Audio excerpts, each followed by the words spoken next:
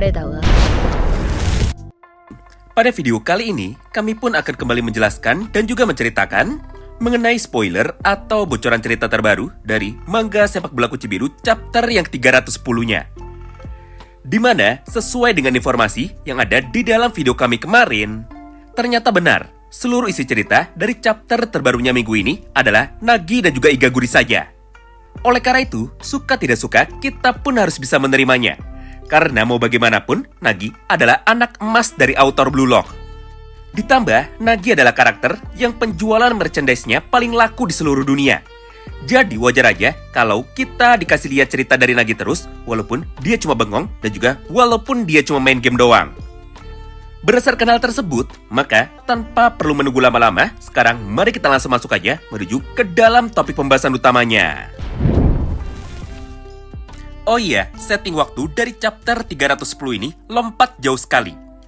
Ketika chapter ini keluar, maka hanya sisa waktu 2 hari saja sampai turnamen Piala Dunianya dimulai. Yang artinya, dalam waktu 2 hari di dalam mangganya, Jepang pun akan bertanding melawan tim dari Nigeria.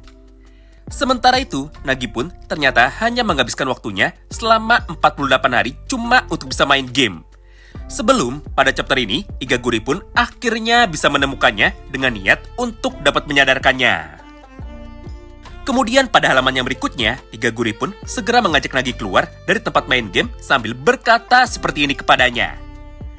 Nagi, aku sudah sempat mencarimu ke sekolah. Tapi teman-temanmu bilang Nagi jarang sekali masuk sekolah. Serta mereka bilang dirimu lebih banyak menghabiskan waktu untuk dapat main ke tempat dingdong. Itulah alasanku datang mencarimu ke tempat ini. Mendengar ucapan itu dari Igaguri, Nagi pun awalnya sempat meledeknya. Hah? Apa yang kau lakukan, Igaguri? Kau ini terlihat seperti orang yang mencurigakan. Apa yang kamu inginkan dariku, dasar tuan mata-mata?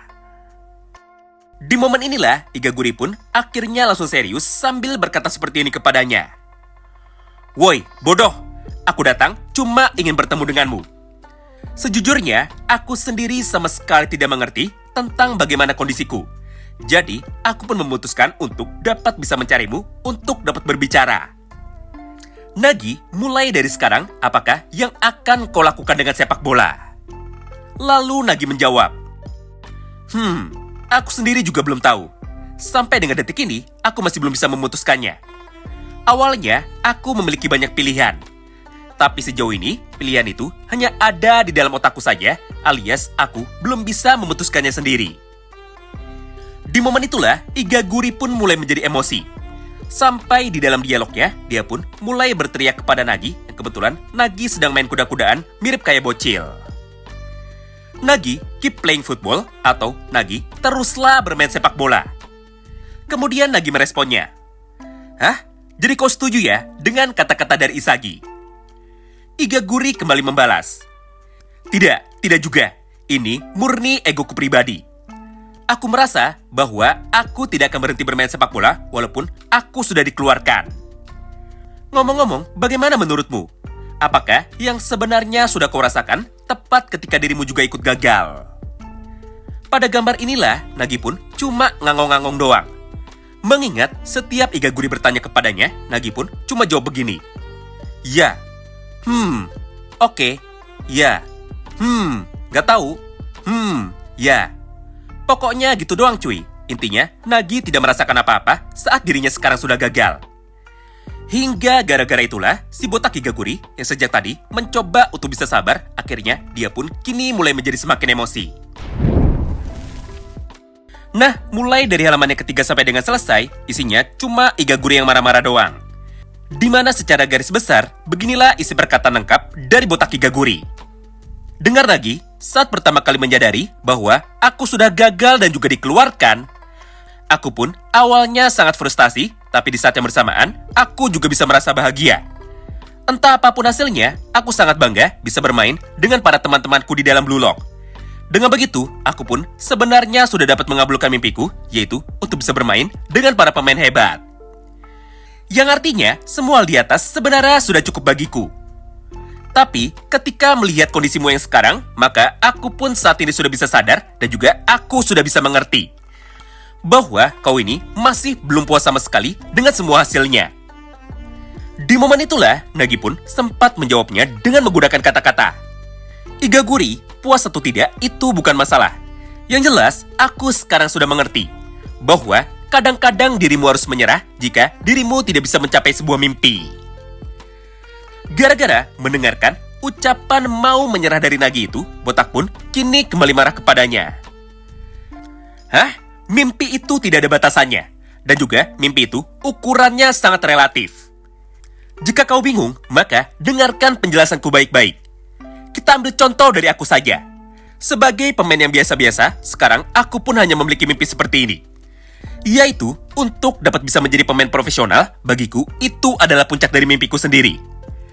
Tapi, bagi para pemain hebat yang ada di dalam Blue Lock, mimpiku yang cuma ingin menjadi pemain pro itu sebenarnya sangat kecil. Karena bagi mereka, menjadi pemain profesional sangat mudah. Oleh karena itu, mereka pun memiliki mimpi yang jauh lebih besar daripada aku, yaitu untuk dapat menjadi pemain terhebat di dunia." Dengar jenius, jangan gampang menyerah. Bagi sebagian orang, ada beberapa mimpi yang tidak cocok bagi mereka. Tapi jika itu tidak cocok, maka kita tinggal mencari mimpi atau tujuan baru lagi. Mendengar semua ucapan itu dari si Botak, Nagi pun akhirnya kini mulai merespon. Di mana pada gambar ini, Nagi pun mulai bercerita kepada Igaguri bahwa 2 minggu yang lalu, perwakilan sepak bola dari Jepang, yaitu Buratsuta, ternyata sudah datang menghampirinya, serta dia pun juga menawari Nagi sebuah proyek rahasia untuk dapat bisa kembali bermain bagi timnas Jepang U20. Tapi, karena aku tidak mau bergabung dengan si Buratsuta, maka aku pun langsung memutuskan untuk dapat bisa menolaknya. Mendengar semua ucapan polos dari Nagi itu, Igaguri pun kini seketika langsung membalasnya. "Hah? Jadi, kau sudah ditawarkan oleh Buratsuta untuk kembali ke tim Jepang lewat sebuah proyek rahasia, tapi kau menolaknya? Sialan, dasar Nagi idiot. Kenapa Buratsuta tidak datang kepadaku saja? Jika dia datang kepadaku, aku pun tidak akan pikir panjang, serta aku pun pasti akan langsung menerimanya." Namun, karena Igaguri merasa sangat penasaran, maka dia pun kini kembali bertanya lagi kepada Nagi.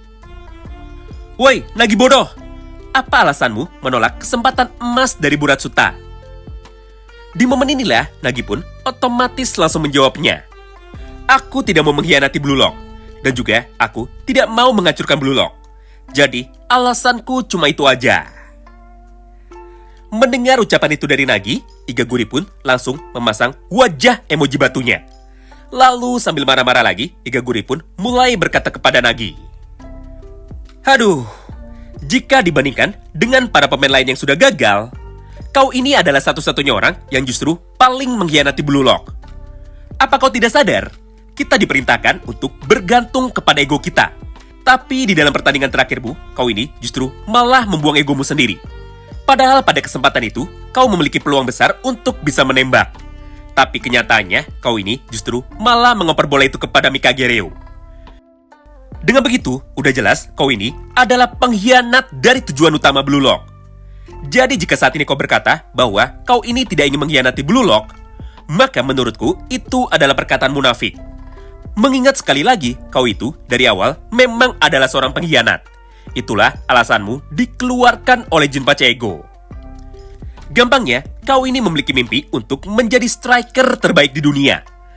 Tapi, ketika dirimu memiliki kesempatan untuk bisa mencetak gol, kau pun malah membuang mimpimu dengan cara mengoper. Udah jelas, itu adalah sebuah pengkhianatan. Tidak hanya itu cuy, karena masih pada satu halaman yang sama, Igaguri pun kini mulai berdiri tepat di hadapan dari Nagi sambil melanjutkan sesi marah-marahnya lagi. "Ini sangat memalukan. Aku tidak menyangka seorang pengkhianat sepertimu berani berbicara seperti itu.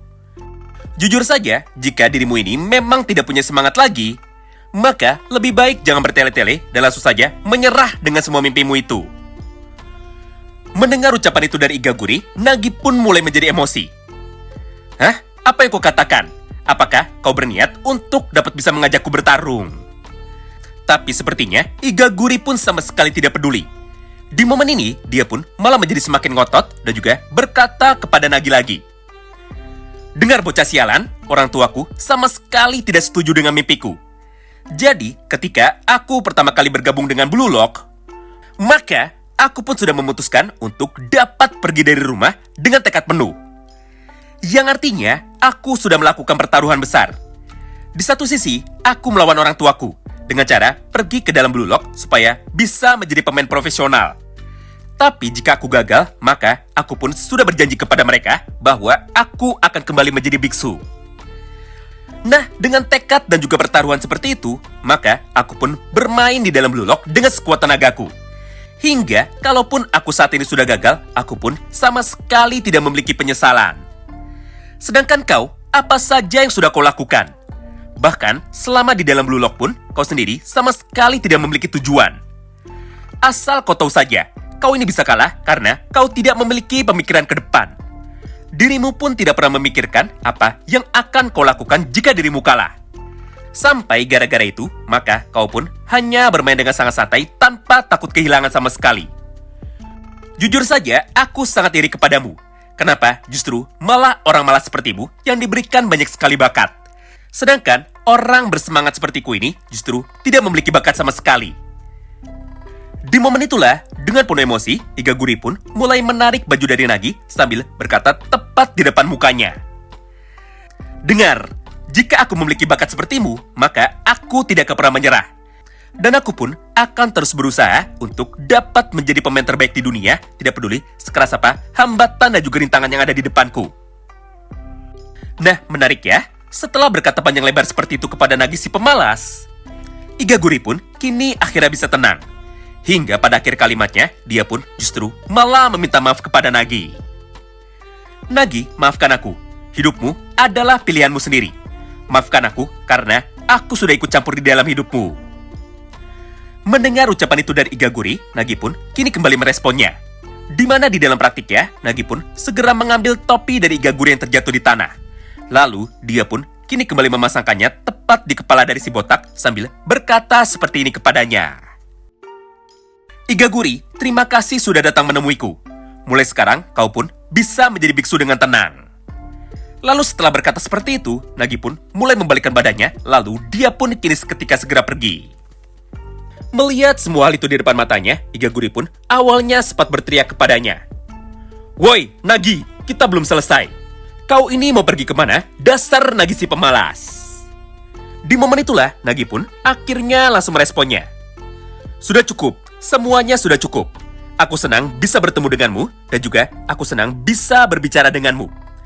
Gara-gara itulah, semangat di dalam hatiku kini kembali terbakar.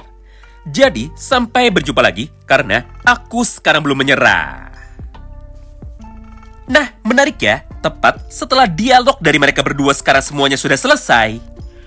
Maka pada halaman yang terakhirnya, narator dari manga Kuchibiru ini kini mulai berkata kepada kita bahwa telah terjadi time skip selama 28 hari. Yang artinya, waktu dimulainya kick-off babak pertama dari turnamen Piala Dunia U20 akan segera diadakan dalam waktu 2 hari dari sekarang. Wow, menarik banget ya. Nah, itulah semua bocoran cerita lengkap dari manga sepak bola Kuchibiru chapter yang ke-310. Terima kasih banyak yang sudah simak video ini sampai habis, dan salam baku hantam.